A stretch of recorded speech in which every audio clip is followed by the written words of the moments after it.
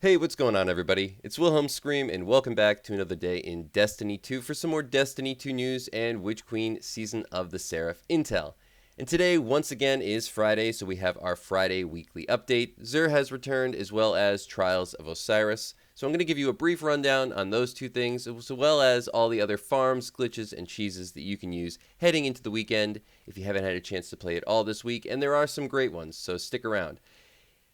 Also, just a reminder, if you enjoyed this video, please remember to like, comment, and subscribe to the YouTube channel, and turn on the bell, the post notifications, so you never miss out on any future Destiny 2 content like this. Any of those things I just mentioned also enter you into any future giveaways on this YouTube channel, and I do one every 1,000 subscribers, so you never want to miss out. And of course, because we're this close to Lightfall, it's going to be a Lightfall giveaway, so keep that in mind. And of course, if you stick around till the end of the video, I'll have a secret hashtag you can leave in the comments section to be entered into that next giveaway a second time for this video. And remember, those secret hashtags, they stack between all videos. So if you haven't done this on a previous piece of content on this channel, you can always go back, check out another video, and of course, do it again.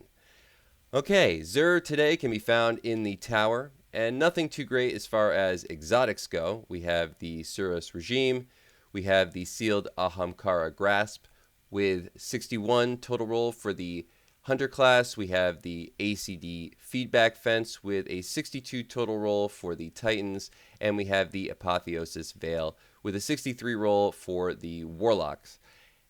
Nothing, as I said, too great. The Apotheosis is a little bit better, maybe.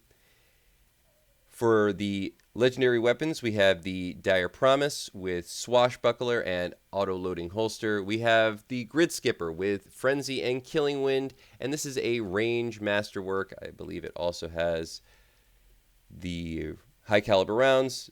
Definitely good for PvP, as well as I find I've used this a bit for PvE this season. We have the Death Adder with Quick Draw and Hipfire Grip. We have the 7th Seraph CQC-12 with Vorpal Weapon and auto-loading holster. We have the Fracto Scythe with Trench Barrel and Slide Shot.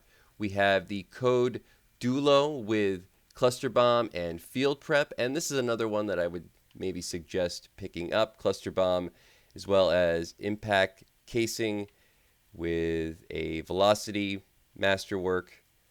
It's pretty good, pretty solid all around.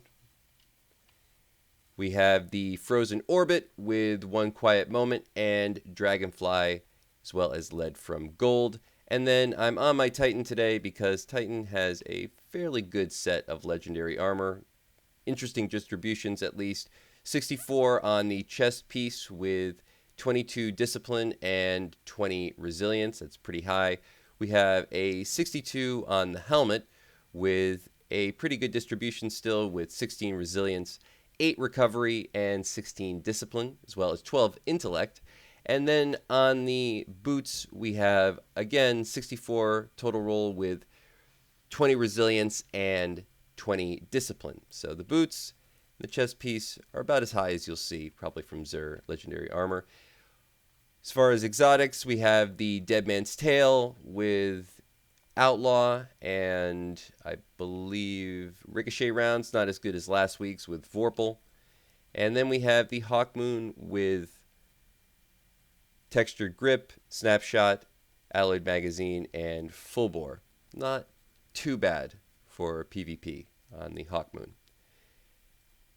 Also remember, if you want any of the tower exotics, XUR is the only way to acquire the exotic ciphers, which you use to get the tower exotics. If you cannot pick up the exotic cipher, it's because you probably already have one, so go use it. Trials this week is on Eternity. Fairly open map. Big sniper. I know for a fact it's a big sniper map. The adept weapon is the Forgiveness. Haven't used this myself. And remember that if you're someone who doesn't play Trials that often, you're probably fairly low as far as rank is concerned. And if you don't want to play Trials but still get some Trials loot, AFK, head over to Twitch. Find one of the many streamers like Grenader Drake or Frostbolt who stream trials every weekend.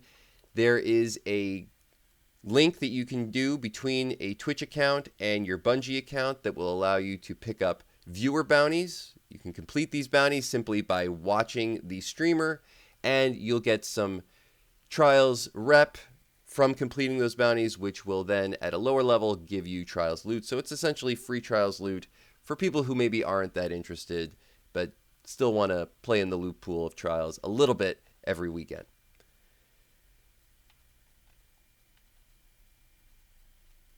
And that's it for trials, as well as, of course, XUR.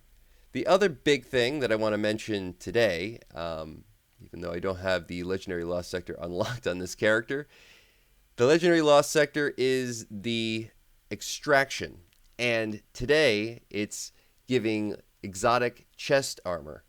So if you're looking for the Gerfalcon's, I always say it incorrectly, Gerfalcon's Hubric, for the big void build for your hunter class, this is the best day to do it. It's a fairly easy Legendary Lost Sector, and of course that's probably the go-to build for most hunters at the moment.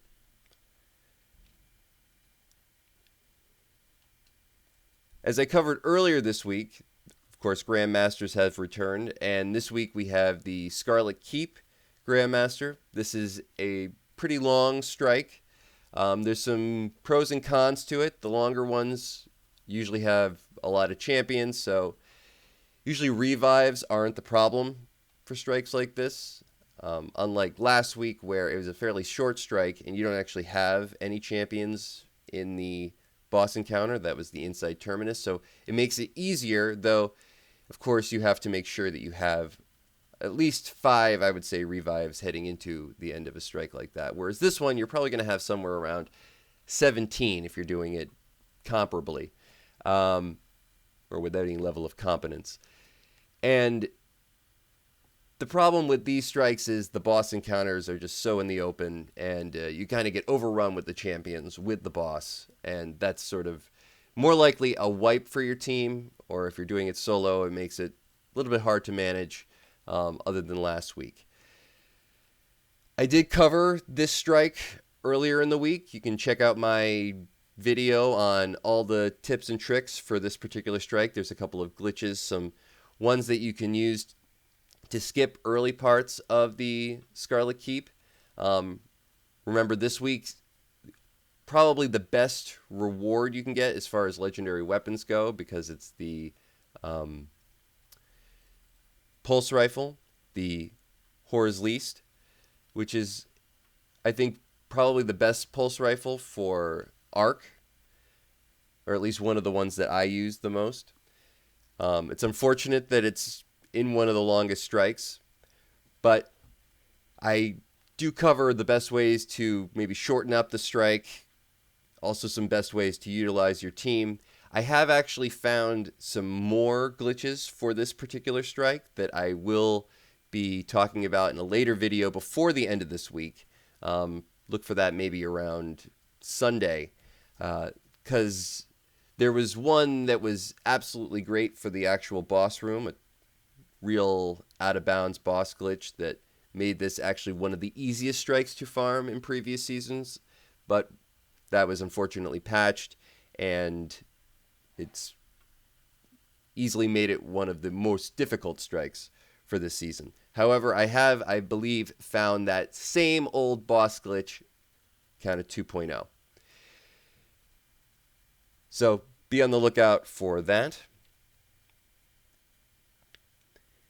And that is going to be it for all the information in today's video. Hopefully you found something in this video helpful. Please remember to like, comment, as I said before, and subscribe to the YouTube channel to be entered into any future giveaways. You can also follow me on Instagram or Twitter. They'll be linked in the description box down below.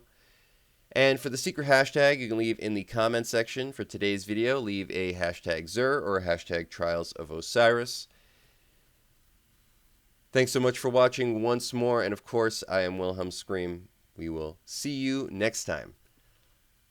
Little